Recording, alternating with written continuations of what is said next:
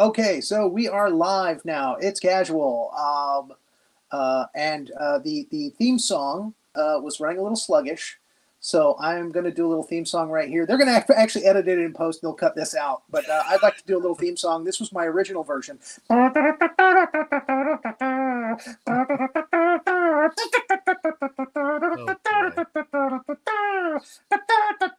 boy. Thank you. So that's my theme song. Yeah.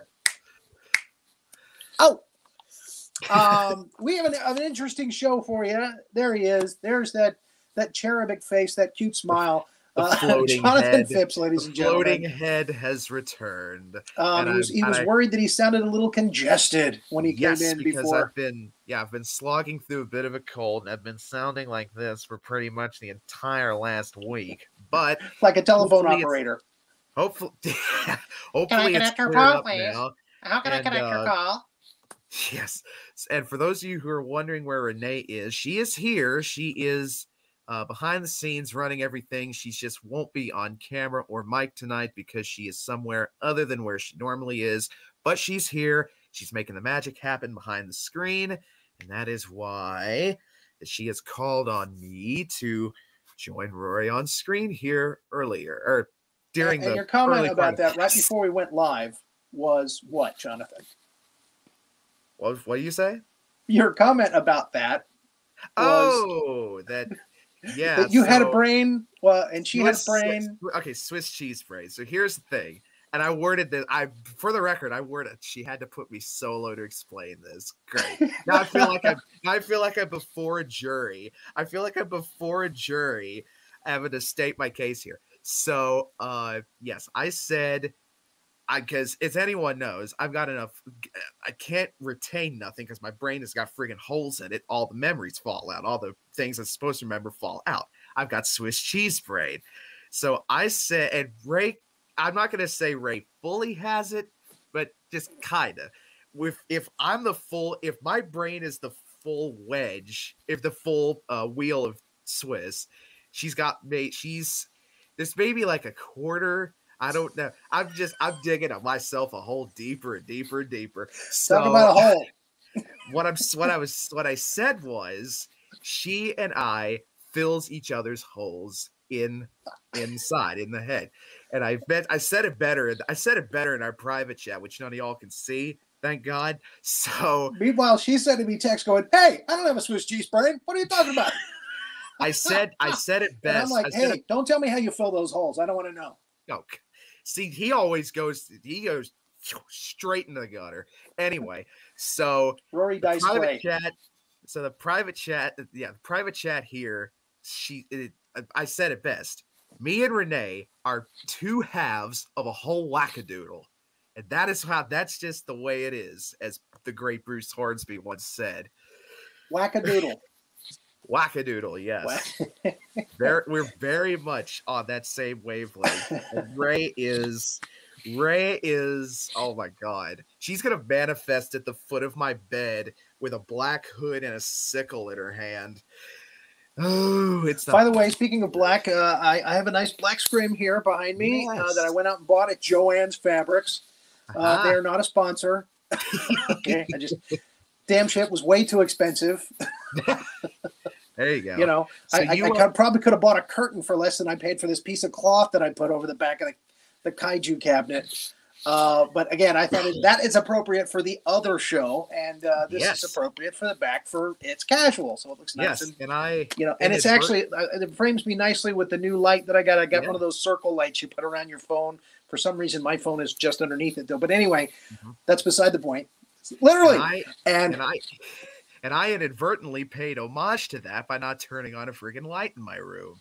So now I've got the floating head motif down. Yeah, you look like one of the early Beatles covers. I'm sure someone's gonna screenshot that thing of me going, hey. I'm sure someone's gonna screenshot that and do whatever with it. Do it, folks. Send us pictures. Send us your screenshots of Jonathan going. No. Yeah, do it. I want to see them. Now it'll be you. And that'll be me. They'll do it for me as well. Oh, sharing the love. These guys. Hopefully, we're going to have two great guests on tonight. We have one great guest here. He's ready to go.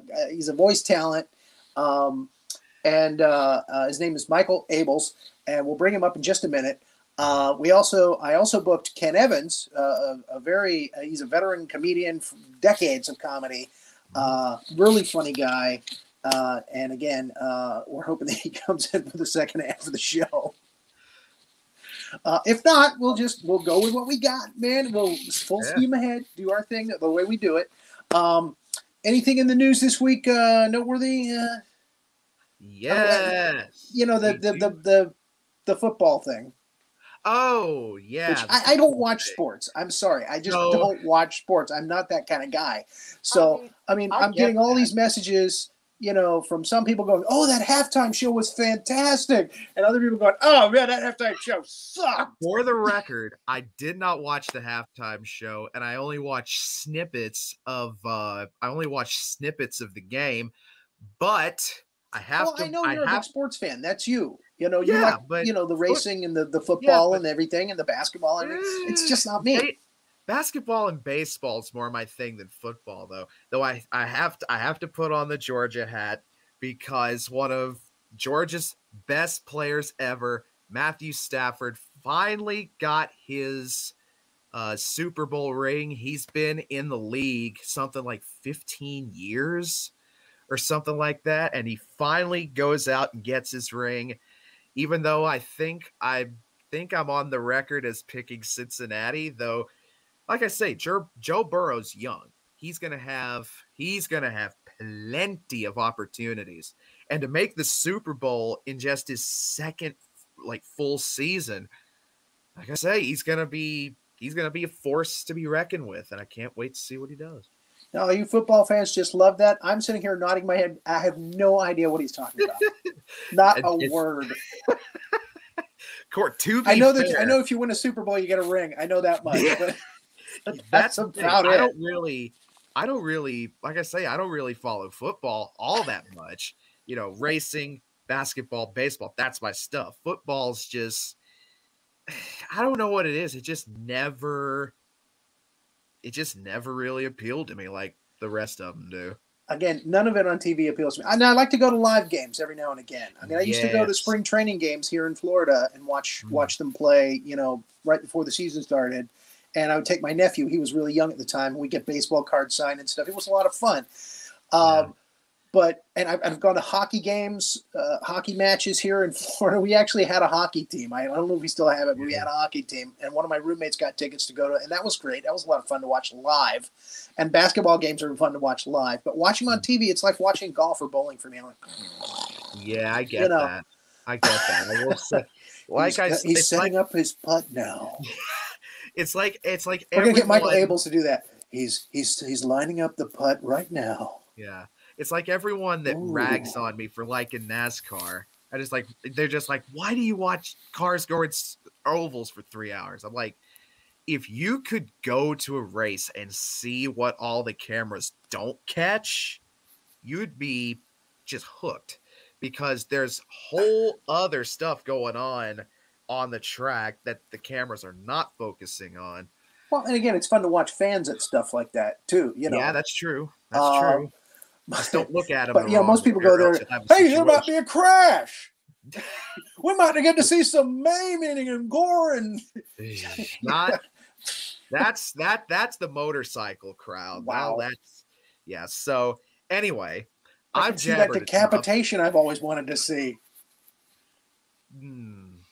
There's been a few of those, but we will not touch on that. So I've jabbered enough, and I think it's time we introduce our guest. We're gonna bring up Michael now.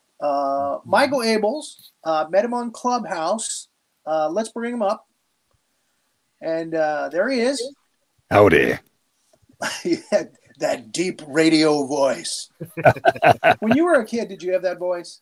Yeah, I've always had the voice. I mean, not when I was a little bitty kid, but and now voiceover work is they all want the guy next door, so I got to try not to have my real voice. It's a shame. I should have been born. Really, 20 the guy years next earlier. door. Who wants that? Come on. You know, John Krasinski came along and spoiled it for everybody. Hey, you should buy this car insurance. We love you. I've noticed something in this area anyway, in Orlando. They have guys that do like this slurring voice.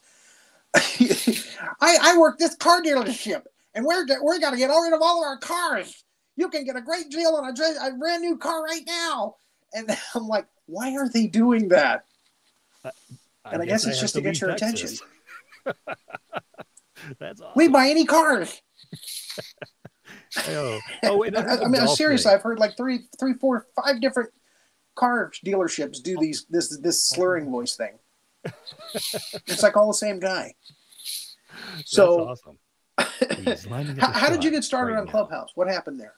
Oh, okay. So I was in this little group. We're writing and we're doing some comedy stuff, and someday I may do some stand up. I've done it online, but I don't know. We'll see how that goes. But that's what I was doing. I was part of one of those groups, and they all started talking about Clubhouse, and you had to be invited. And so one of my friends said that she would invite me for like a month. And so then I asked somebody out, and they're like, "Oh yeah, I'll invite you." And then 2 months later, I asked another person, and I finally got that invite. So I've been on Clubhouse for almost a year. So I was a little bit late to it, but it's been just a lot of fun. I've made a lot of friends, and it's such a great platform for just going out there and goofing off. Some people take it way too seriously. But because it's not video, it's just audio. So it's like, they're not looking at me. I can do whatever I want. So you actually can't, you were raised in Mayberry? That was on your Instagram. It is. Or was it a gag? Okay. So it's a gag. It's the voice of a battle-hardened veteran, because I am a veteran, from Mayberry, because all my stuff is clean. That's all that means. Okay, all right. It's an inside joke that wound up on the website. I mean, is there a deputy walks up the street? Hey, how you doing today, Michael? It's good to see you. Got my one boat right here. I mean, strangely enough, yes, but also not Mayberry. It's all real. Aunt B is there. Well, good to see you. I do a terrible Aunt B. I'll be the first to admit it. I do a much better Granny from the Beverly Hillbillies. It was like she was in front of me. Anyway, you said you're a veteran. Thank you for your service. Much appreciated. You were in Bosnia? I was in Bosnia. I was medevaced out of Bosnia at one point. Oh my! Patched up in Germany and then shipped back to Bosnia. So wow. It was.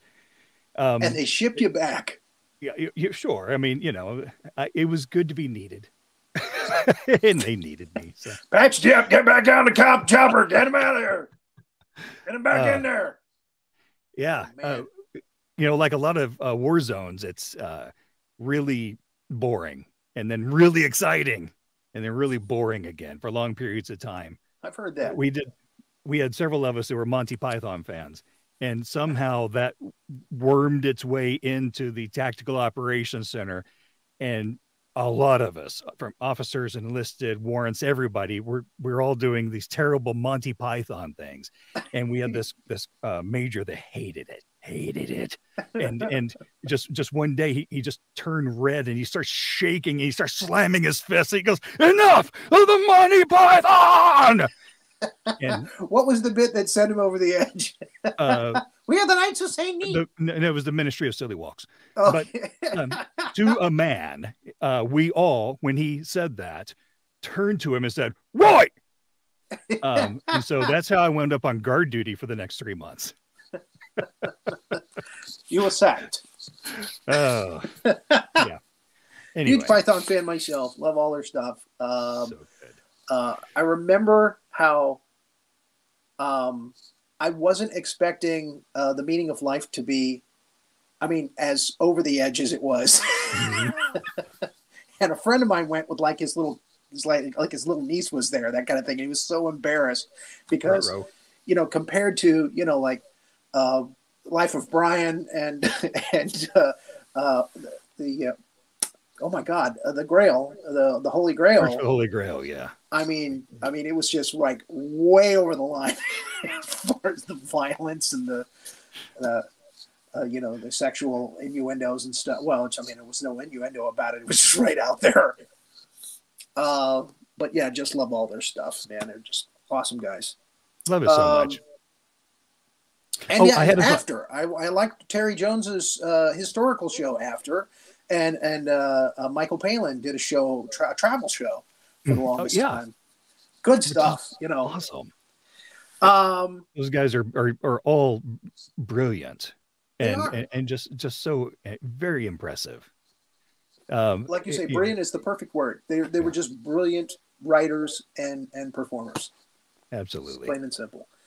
And we were lucky enough that they all got together and did stuff together. Yes. You like The Simpsons. You like cartoons. You like The Simpsons. You like Futurama. Your Zack Brannigan is the best, one of the best I've heard on Clubhouse. Oh, thanks. I mean, I'm impression. Zack Brannigan. I'm not like there's 50 guys doing Zack Brannigan. I mean, it's pretty much you. I love it. I love that thing that the trail that he does off of everything. I'm Zack Brannigan, and when I'm in charge, every mission is a suicide mission. That little thing. I love that. And it's coming back, isn't it? Yes, I am so excited that they're coming back. Now there's some Bender politics that's happening right now that I don't think we should get into, but look it up. Oh no, it's a thing. But I'm very, very excited for them to come back. And okay. One more, my favorite Zap thing is when he starts mixing metaphors, and it's if we hit that bullseye, the rest of the dominoes will fall like a house of cards. Checkmate.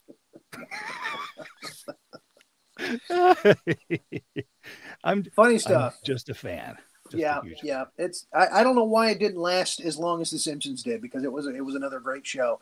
And I'm glad to hear it's coming back. That's great news. Classic cartoons. You a fan of any classic cartoons? Looney Tunes? Sure. I can't do any of the voices, but I love Looney Tunes, and I mean I was raised on that sort of stuff. Hanna-Barbera? Absolutely.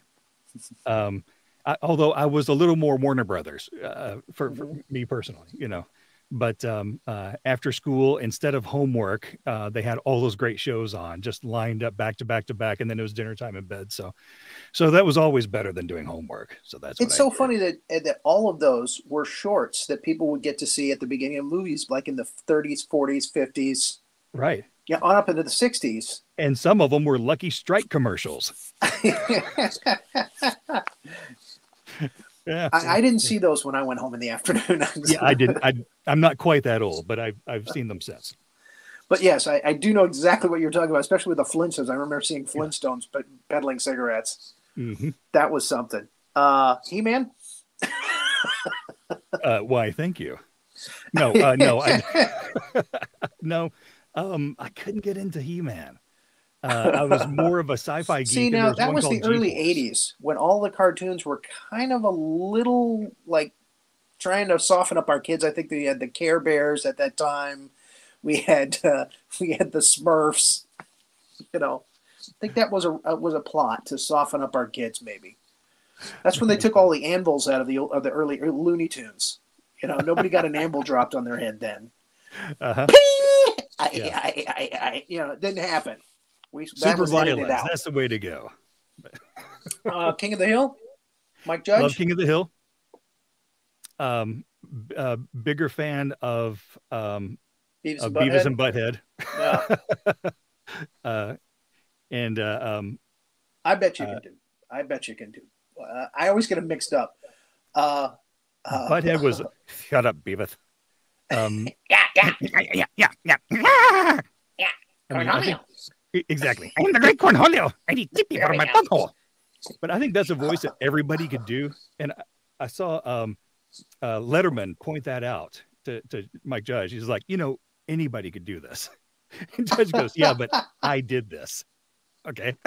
I know a lot of people that can do Hank Hill. I do. You better be careful there now, son. Don't be doing that now.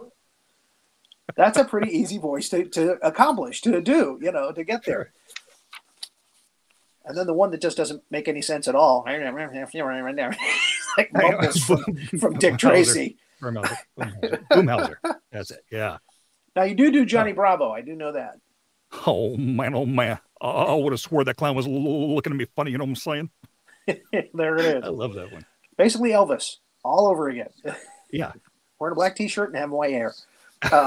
Blonde hair. Gold hair. And okay, this is one I don't know, but when we talked earlier, you said you could do it. Eustace from Courage the Cowardly Dog. Oh yeah, I love Eustace. Did you ever see any Courage the Cowardly Dog? I haven't watched it. Oh, you were missing out. I should watch it. Being a cartoon fan, 90s. I should watch it. It's great. And Eustace is stupid dog. So it's just that old guy voice, and he's I'm gonna sit here and read my paper until I fall asleep. You leave me alone, kind of thing. And meanwhile, the ghost of Ramses is out front going, return the slab, and it's all freaky and stuff, and there's crazy stuff happening everywhere, and the dog is saving the world, and the grumpy old guy just wants to be left alone. So Eustace is the grumpy old guy. He is. And I can relate to him. When you said Eustace, I'm thinking like a female character. I'm waiting for like an Edith Bunker type voice. No. So I'm waiting for courage. Oh, courage! You need to save the world. Oh man. Okay, sorry about that. No, Sean Connery's a favorite. I love Sean Connery, but I'm pretty sure that my Sean Connery is somebody else doing Sean Connery. Well, and again, a lot of people do that. I do that. Money, you're embarrassing me. Other people's impressions, right? And like Bush Senior, and Dana Carvey. That's when people do Bush Senior, they're really doing Dana Carvey doing Bush Senior. Exactly. But exactly. And Sean Connery, you just throw him into anything, you just put a bunch of everywhere, and you got It's when crazy. I do Bill Shatner, it's Kevin Pollak's Bill Shatner. It is. It's the same one. I just try not to do his shtick. When I do it, I just do my own thing. Oh, man. So, yeah, it happens. I mean, we do it. I mean, just don't steal anybody's material. But okay, now, Sean Connery retired. I mean, he's dead now, so he's really retired. But really retired. That was so bad. Anyway, but can you imagine the last few years he's living in France, living a normal life? Just a normal life. Yeah. I mean, more power to him, but you're not going to do it, are you? I set you up. and I just let it walk because I'm still stuck in France, and I'm like I can't wrap my head around it. I'm sorry. I did my best, and I failed miserably. Oh my gosh, it's like Highlander. When he's like, I'm not Spanish, I'm Egyptian. What? Yeah, that makes sense. Neither one of those is what you sound like. Yeah, and you're not a Russian sea ship captain either. Go Svedonia, comrade. No. No, I'm not buying it. Yeah. You're Sean Connery. They paid you millions of dollars to do this movie, and we're just supposed to let it go. Yeah. I've written down here a note. You're working on a Sam Elliott. You've got a nice deep voice. So it's that's where he's just being very chill, and it's the say, friend, you got any more of that good sarsaparilla? That kind of just where he's real slow. See, I'm a tenor impressionist, so it's tough for me to get down there and do that one. It's like a lot of people can do Patrick Warburton, who played Putty on Seinfeld, and so like Mike Wilson and plays golf with him, for crying out loud. He does a great Mike Warburton. His is so good. Yeah, but it's tough for me to get down there and do that. That's actually my Adam West. You got to go even deeper for Patrick Warburton. Yeah. Yeah, it's hard to. I can get to the tone, but I can't get the cadence right. Yeah, it is just so unique. Squiggity squig, squiggy squigum. Okay, cool. But I just can't nail it down. So when somebody does you're right, Robert, Mike. I have to do, Eartha Kitt doing the villainous, whatever her name was, Mesra or whatever her name I is. need to do. Gronk, I need to what is work wrong around. with you, Gronk? I need to do Dana Carvey, doing Bush, doing Warburton. That's Doing Warburton. There we go. Wow. I want to hear that. I want to I'll hear work that one up. And I hear your G.W. Bush is really good. That was an accident. I was doing a thing, and it was I had no intention of it sounding like him at all. And somebody said that it did, and and I had a stutter, and it was just sort of. As soon as I told you that, I started racking my brain trying to remember what it was, and every time I did it, it came out with, "I did not have sexual relations with that woman." Wait, no, that's the wrong one. It was. I can't get there. So that was funny. I've been trying since we were texting earlier, and I'm sorry, but okay, I failed you twice. I failed you twice. If I get one more strike, I think you're going to cut me off. So I got to be real careful. Well, I told you if Ken Evans doesn't show up, then we're going to have to do a whole hour with you. You got an hour. All right. I'm looking at the green room right now, seeing if there's any messages. Nope. Because we can do that when we're doing podcast guides type stuff. Now, like myself, I do characters, original characters that I've created. You do that as well, right? That's part of your VO business. Voiceover. It is. And but my stuff is overseas almost exclusively. I'm not represented here yet. It turns out that 50-year-old white dudes that look like this and sound like this are pretty common. So I went overseas to find my work. And so I say they love me in Lithuania. I'm massive in Macedonia. And I do a lot of stuff. And my son, who is now 11, does a lot of work overseas as well. And he's done English as a second language for Chinese schools, and I did that. Cartoons, and it's a lot. He, in fact, summer before last, he did a project that had more words than are in War and Peace. He was 9 years old. Wow. And had to be, perfect. And so he made a lot of money. For 3 months, he made way more than I make. And then he donated it to kids that are food insecure. Oh, man, that's great. And then Good Morning America called. I spent all that on food for myself, actually. Right. I mean, that's beer and pizza and steak. That's what I would have done. But no, it was awesome. So he got to be on Good Morning America. He and I sat here in the studio and got interviewed, and that was cool. And so all this stuff that happens overseas, it has some impact, obviously.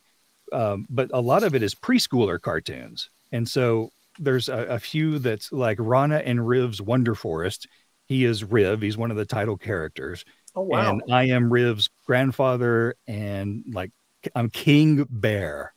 King Bear. King Bear. And so it's quite important. It's good to be King Bear. Huh? It's good to be King Bear. It is good to be King Bear. You don't need magic. As King Bear.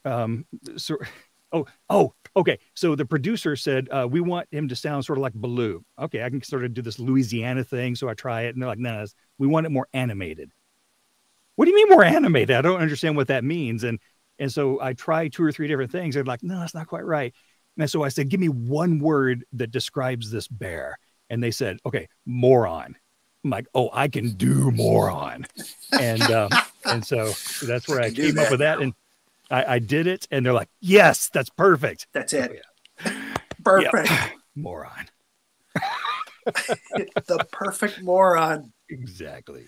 See, that sounds just like something that could have happened to me when I was over there. I've read a lot of books and stuff when I was over there too, and I think I told this story in the show before. Sometimes they would give you a script, and, being an English teacher, I'd be like, well, you realize that the grammar is wrong here, and I can rewrite this real quick, and we can have the lines perfect.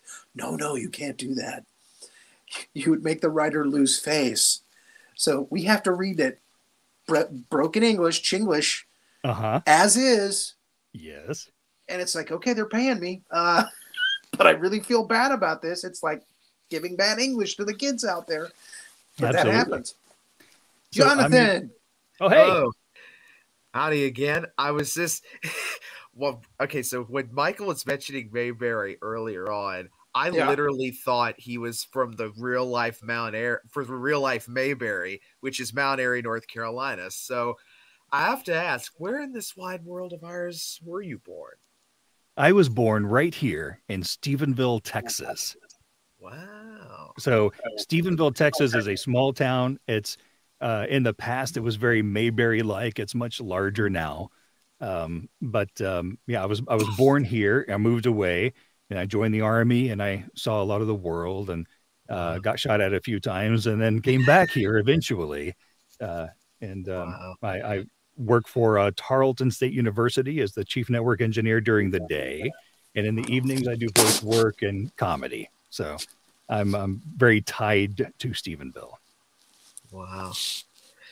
Stephenville, Texas. So so talk a little bit about when you first, got the love, to want to go into voice acting and do impressions and things like that. When did it first take seed inside of you? Okay, so when I was in my early 20s and I was doing mainframe work, which paid terribly. It's a terrible job. It's a lot of work for very, very little money, but it was something in IT, so I was excited to do it. I knew a guy that worked at a radio station, and I told him how lucky he was. And he said, well, you have the voice for it. Why don't you do it? So I did. So I had a radio show on the weekends. I did that for a while, and the politics of that particular radio station became a little difficult, and eventually we parted ways. And a few years later, I thought, well, I can be a voice actor because I was a radio guy, and I was mistaken. Those two they're very different skills. So I was obnoxious enough to think that I could make a go of it, which really, really benefited me because I worked at it and I got some training eventually. I put myself out there on, I don't want to plug a website unless it's okay because I don't really use them anymore. But Go for it. I put myself on one of the pay-to-play sites and immediately landed a gig that paid me $11,000. Wow. My first gig as a voice guy. And so I thought, solved it. I'm a voice guy now. I know how to do this. I just got paid a boatload of money to do this thing that's going to take me, 18 hours to record. 2 months later, I was finished with the project, and it was 2 more years before I got my next project, which paid me $100. So it's been a journey. And it taught me some humility and stick-to-itiveness. And so I really think that that's kind of what it takes. Some people, I feel like, kind of have a path that they're able to follow and get there with a little more efficiency than I did. But I think most folks, it is a bit of a journey. And so I'm at that point of the journey where I get work all the time. There's major corporations that I am the voice of. I've done work for PBS. I was incredibly honored to do a Neil Armstrong thing for PBS. Oh, wow. I was much less honored, but I took the money to do a thing for Fox News for the Las Vegas shooting thing. So their documentary on that, I voiced that. And just kind of everything in between, and corporate commercials and a few explainers.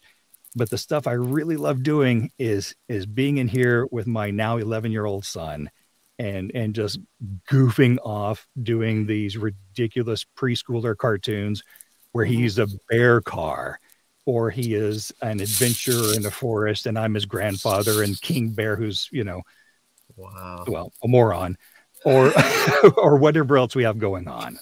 So it's an awesome thing to do. I very much love it. Talk about some of your influences. in the world of radio, voice acting, comedy, etc. Who do you look up to in those respective fields? Don LaFontaine. Next question.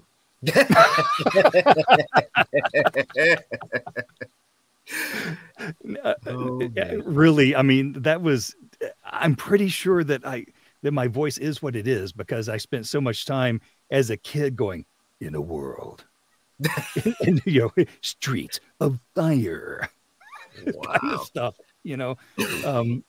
I think I trained myself into it at a very young age. Now, doing voiceover work, do you do a lot of voices that have accents from other countries? Not so much anymore. So I did a couple of books. That was a mistake. I'm not an audiobook guy. The first one was good. The author wanted 2 voice actors. He wanted a male and female. And my wife agreed to do this with me. And so we had a lot of fun with it. It was great. It was well written. It was a young adult fantasy thing. So post-apocalyptic kind of stuff. And, it was cool. So I thought, well, great. Yeah, I could do this. And then the second one was not all that well written. Boy. People can find that. Let me just say, the second one just wasn't my cup of tea. Let me just say that. It wasn't my cup of tea. And the third one was incredibly well written, well assembled. Everything was right about it. But the author was an American citizen who was born in Cuba and raised in France. And the main character was an American born in Cuba, raised in France. So there's all these proper names in French and Cuban Spanish and these kind of different things that this Texan tongue had some difficulty with. And when the author, when I kind of laid out the first part of the book, she said, "Hey, everything sounds good except for my name." And I'll tell you, because I am proud of the work. Her name is Maria Elena Alonso Sierra. And when I said Maria Elena Alonso Sierra, she said, "No, that's not quite right. Let me record it for you." Where she said Maria Elena Alonso Sierra.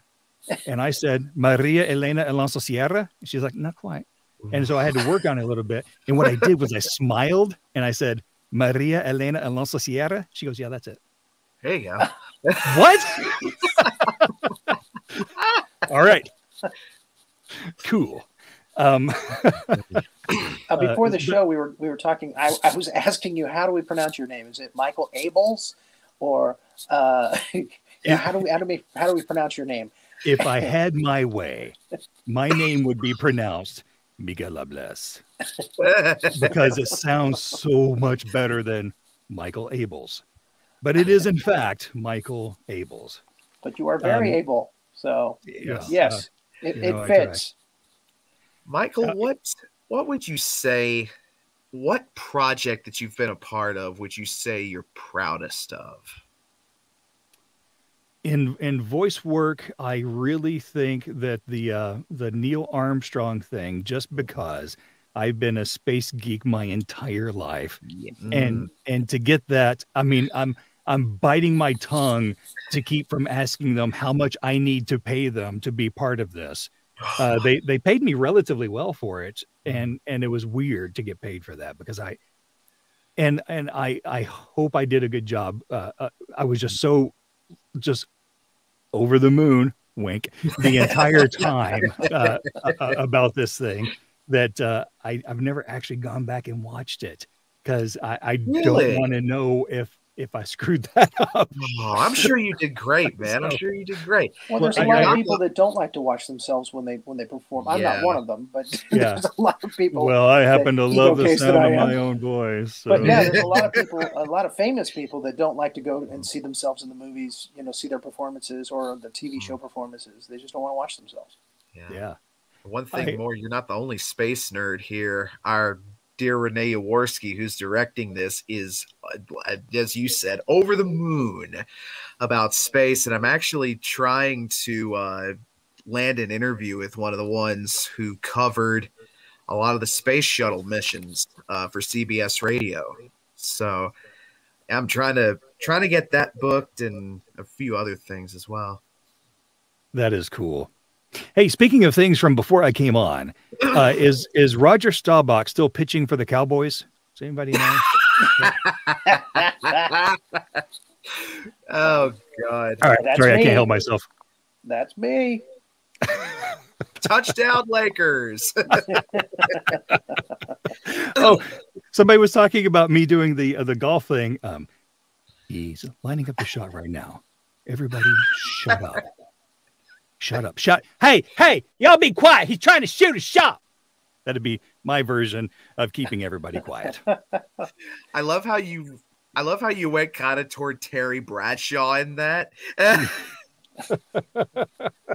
Oh gosh. So that was the way Bradshaw was as a show host when he was like on ESPN or something, right? The man can run across the field. That's him now. What are you talking about?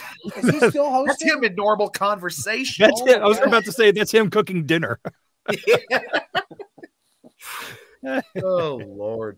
I just remember him being a badass in the movie Hooper with Burt Never heard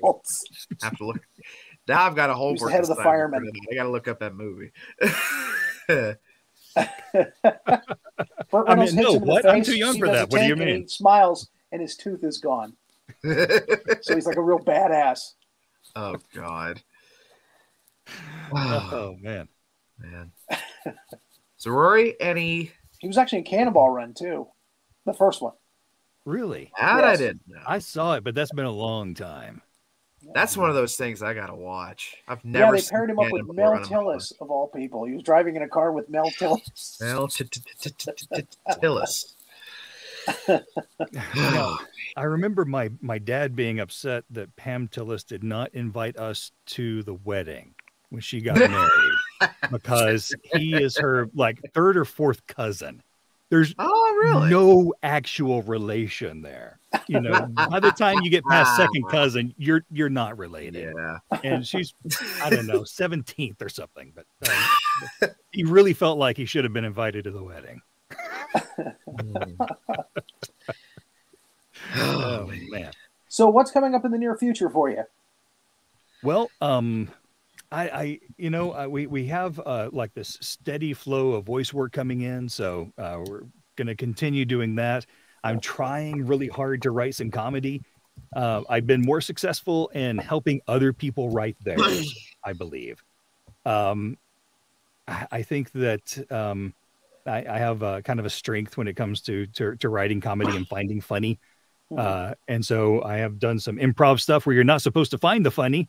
You're supposed to let the funny find you. And I've been corrected many, many times by instructors, and I'm trying to get that right as well. So improv and comedy and more and more. Well, the stuff you do on Clubhouse, which is mostly improvisational, just like my mouth was improvising there. That stuff is actually very funny. You know, so you are a good writer. I mean, you come up with stuff fast. You find the right shtick to do with the right character voice, and people can catch you usually on Thursday nights with Impersonation Nation on Clubhouse. Right. I missed last week and I regretted it. I really enjoyed doing that. And then there's some other rooms that I'm part of, and the Lit Comedy Club, and I just, you know, there's like I have my Monday, Tuesday, Wednesday for Lit. And then I have Thursday for them, and then Friday I got something. Friday's back at Lit, and then Saturday and Sunday. I don't know. I'm also creating a game show. I'm creating a game show that I think is going to be awesome. My schedule is a little wonky right now, so I can't do it. It was supposed to be back in December. Now it's looking more like late spring. But I will definitely let folks know when that is out, because I think it's going to be a lot of fun. So. Well, thank you so much for agreeing to come on and carrying the show for 45 minutes for us. I don't know what happened to Ken Evans. I'll have to reach out to him and find out what happened, and we'll have to reschedule him again for an update. But thanks again for coming in and having fun with us. I knew it was going to be a lot of fun. You're welcome. And I just wrote a commercial based on something else you said before I came out. When you said we're going to go with what we got. And here we go. I'm Michael Abels. No, how am I going to say it? I got it. I'm Michael. Go with what we got, Abels. When you have no other choice, choose Michael. Thank you, Mr. Miguel. That's gonna be his answering machine thing from here onward. And from John and Renee, we thank you again, and you all have a great night. Take care. That's it for It's Casual for this time.